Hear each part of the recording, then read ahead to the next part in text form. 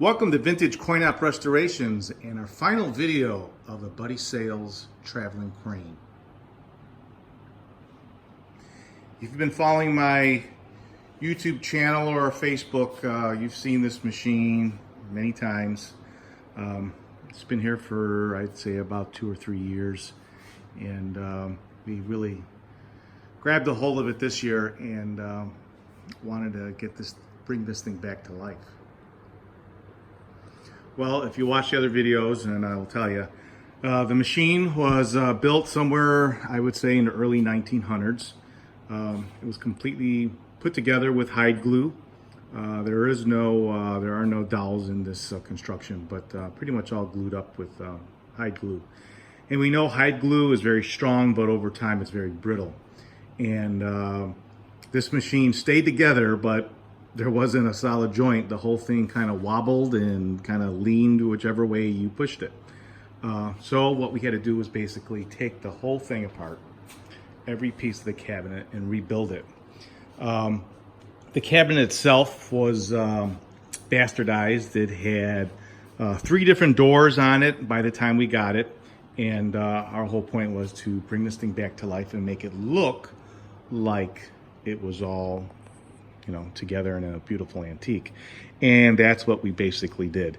The machine is not perfect. In fact, it's imperfect, and every imperfection pretty much was put there purposely so it looks like it would have been in the early 1900s. As you see up here, this is the original backlash traveling crane. And it was hand painted. It was hand painted in reverse. So that's exactly what we did on the left and right side. And you can see a little bit of paint coming through just like you did in the front.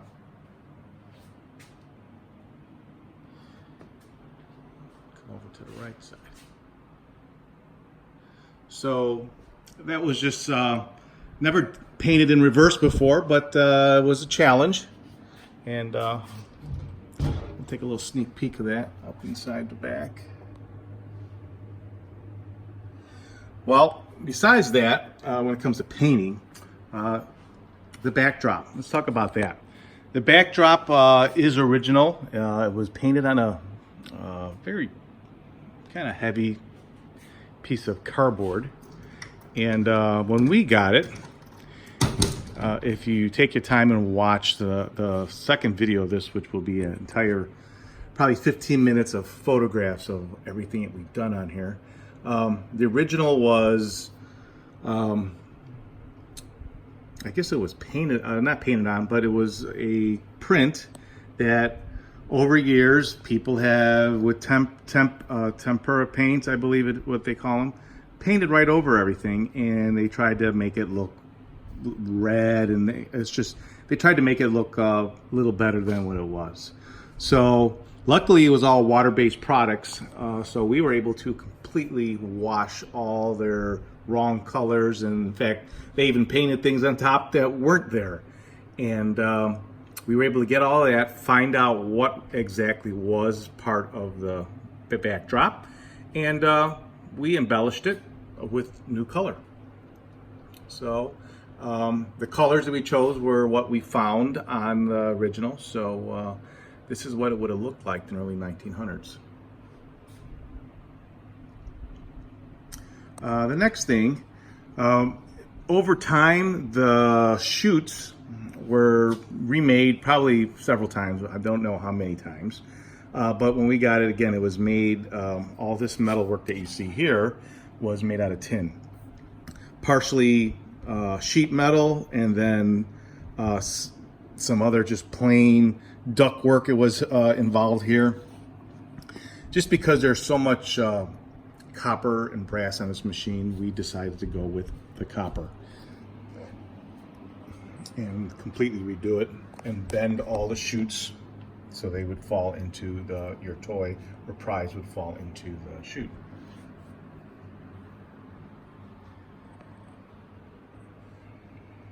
Up on top there, you do see some electrical. It's got some really cool filament bulbs in there. And with one little detail we were able to do is we put a rheostat in here so you can kind of control the brightness. So if you have it in your living room, you can adjust the light accordingly. Now what you're seeing up here is the actual mechanism. What can I tell you about this except it was an absolute nightmare. Everything was locked up and there was no way to just kind of partially detail it. So 1,000 pictures later, everything completely apart, and I had to make myself instructions on how to put it all back together, and this is what we came back with. It's an incredible piece of machinery that for a nickel, it's hard to believe that somebody actually thought of this.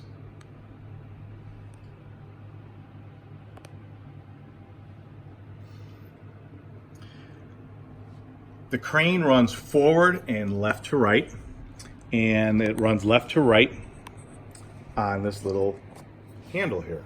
If you turn the handle left, and obviously the crane will move left. Turn it the other way and it goes to the right. Now at the same time, you have a control of the front and back option. And that's what we have up on top here where it says locate the crane. And you have it front, center, rear. How they did that, very crude, but as you can see up on top there's a little pin.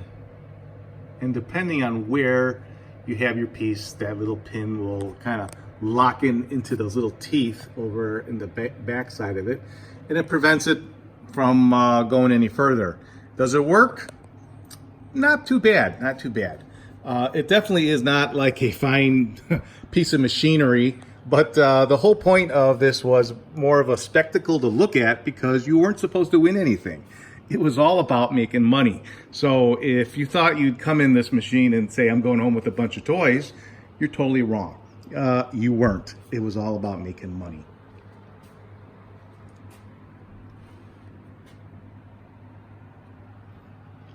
Well, let's come around the back side too. It's a pretty tall machine. I'm 6 foot and it is just towering over me. But I am cheating a little bit. I do have it on a dolly right now.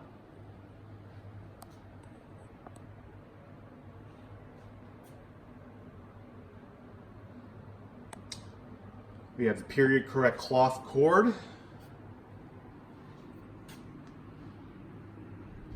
And another neat thing about this, though we did have to change the doors and panels, one thing that how it survived, I have no idea, is all the glass is original. As you walk around it, I'm not sure if you can see it in my video here, you see it very imperfect and wavy. That's pretty hard to see, but it was like carrying gold. Did not want to drop it or lose it. In fact, we did lose it in the shop for a little while, but I was able to find it. You know how it is. You put it in a safe place where you won't lose it, and I did. But we were able to find it, and it wasn't damaged. So we put it right back in the machine. So we're very happy to have had this machine this time without breaking this glass, because it definitely makes the machine, in the correct period. Another neat idea, the locking, you have the doors that lock here, but something that I saw that I wanted to keep is on the both left and right side, got this hole. I was wondering what in the world is that hole about, and we found one of these pins at the bottom of the machine, and basically, if I can get my finger in there, it was a drop pin. It stopped the door from coming out. Take a quick look inside there. Not a whole lot to see, except your mechanism for your chain. That's right up there. But it also had a lock, and it's pull it in there, so you can reach on from the other side and lock this door permanently, so you can't get into it. But for just all practical purposes, they have this little pin thing, and you can see the original lever as it made an indentation in it over time. So that is how that door locks, and we'll see that again on this other side, right over here. Buddy Sales Traveling Crane, Brooklyn, New York. Now, the face of this has been completely polished. We were thinking of plating it, but it wasn't plated. So this machine, when it left its factory, with no doubt, was polished. And over years, it, patina and wherever it was, it just got really, really dull. So we chose to polish this face plate up.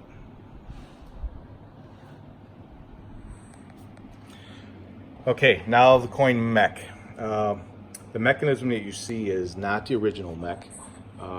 Behind there, somebody chopped away and basically made a hole for this mechanism.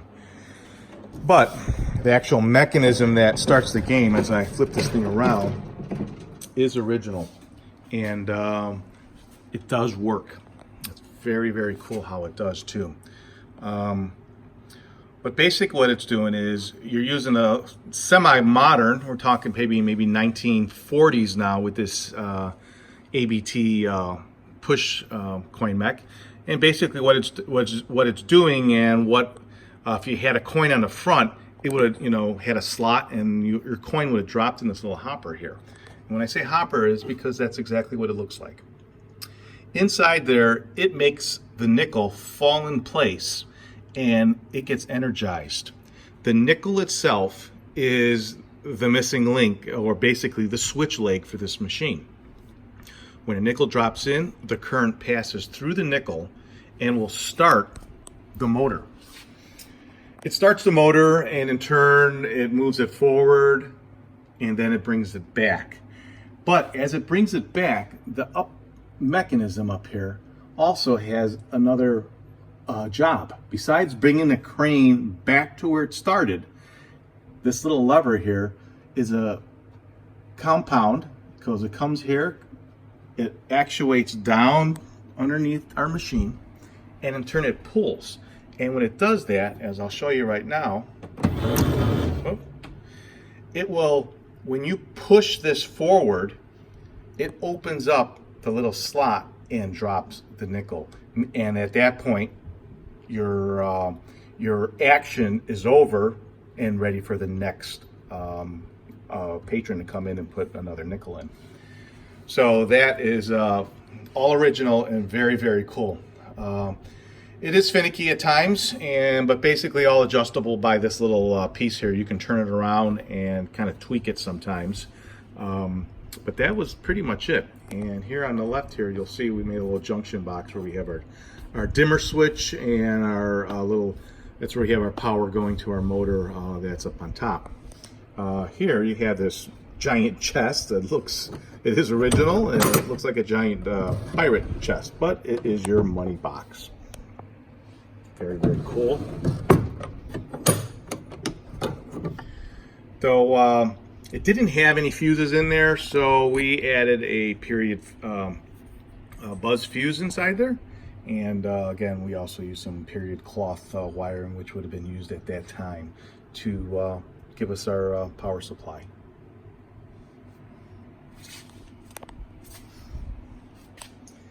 Though it looks fairly simple, it is a very, very complicated mechanism.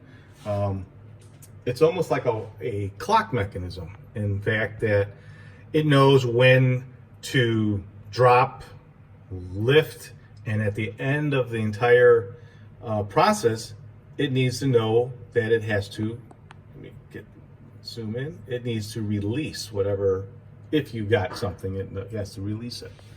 So a very cool piece.